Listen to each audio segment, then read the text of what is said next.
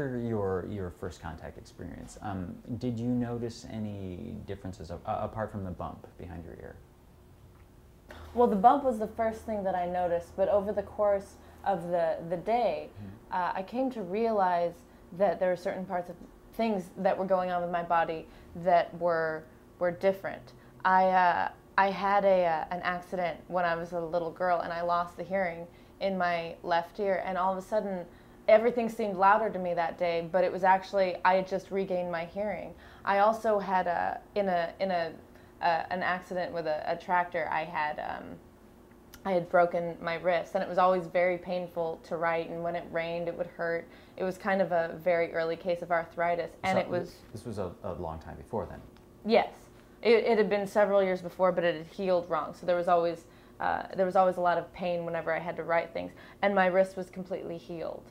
I could rotate it perfectly, I could write, I could type, I could do everything that normal people could do without any sort of pain. You know, all of my, because I was 12 at the time and starting to go through puberty. I had a bunch of zits on my face, I had the normal acne. All of that was gone.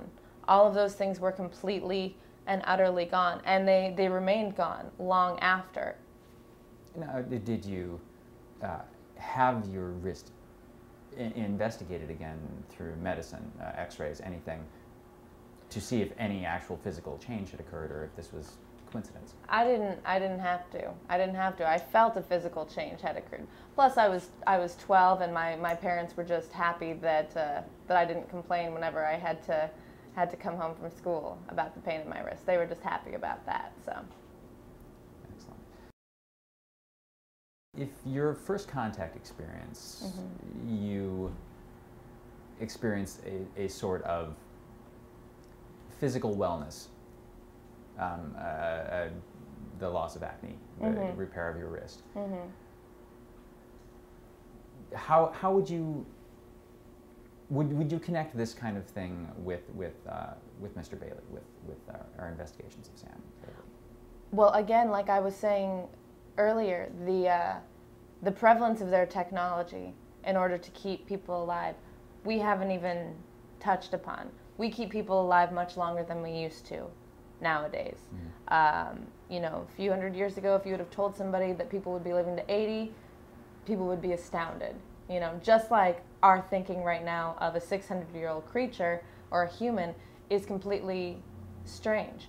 But when you have the kind of technology to heal people, to repair bones, to take care of scar tissue, to cleanse a whole organism, like we do with animals in captivity and the like, it's completely probable for a human to live a long, healthy, fruitful life to 600 years and beyond. And it's not the first time that we've seen this. You know, in Christian mythology, or whatever you'd like to call it, they talk about Methuselah, who lived to 900 some odd years. And that was just a happening that occurred because of God. But maybe it wasn't. Maybe it was because he was the first guy that aliens were trying out their technology.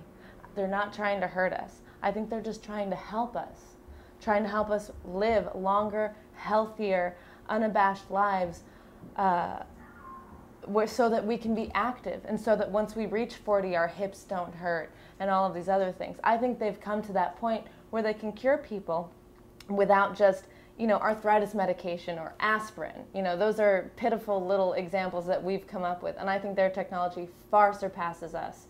And could easily sustain a human to have a healthy life for hundreds and hundreds of years.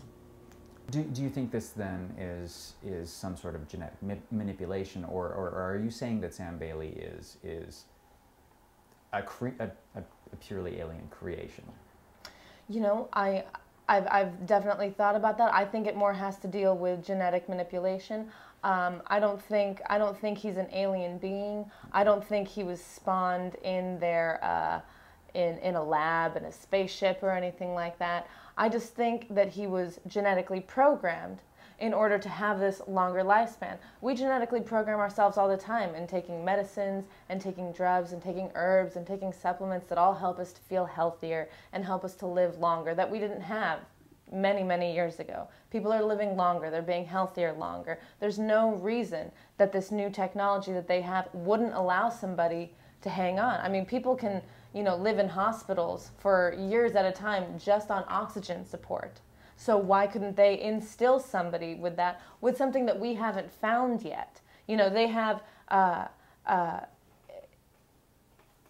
all of these technologies, and they study us. So with their technology, I'm sure they've tapped into how we work and how our organs work and how our environment and our ecosystem works around us, the same way that we do when we're in school and we study, the wetlands or Antarctica and how these different habitats form to different animals. I'm sure they've studied us the same way.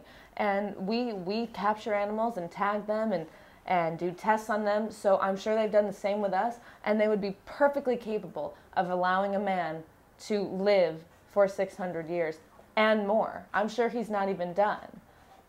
Okay, so do you feel that if we were to, say, get a hold of Sam Bailey, our scientists were able to test Sam Bailey, do you think we would find evidence of that alien technology? Do you think that it is something that's beyond our understanding? Well, it's a very good question. I think it's completely beyond our understanding. I don't think they would be able to understand anything that he was made of. They might find different things, different genetic implants in him, or he might be completely healthy and they wouldn't test him. Do you believe then that there are historical precedents for the kind of contact that would have created something like a Sam Bailey, if we are talking about alien manipulation here? I definitely do. I definitely do. There are many, many myths that relate back to the concept of aliens. I mean, there's evidence of alien hieroglyphics back in Egypt. It relates back to the Greeks, to the Mayans, even to our Christ myth. There's always this big booming voice coming from the sky. There's always these stars telling us where to follow in the sky. And everybody is comfortable relating it to a God or to a Jesus or to some celestial being. And that's fine. But I'm asking people to consider the fact that it might not be some man in the sky. It might, in fact, be another culture that's living on a different planet that's coming down, and maybe they gave us fire. Maybe they showed us how to do all these things, and they probably didn't want to stick around. It's the same thing that we do when we go to Africa as missionary work. We don't stay down there and live. We go down there, we give them some culture, we give them, all of the goods that we can give them and all the medicines and like that, and then we leave.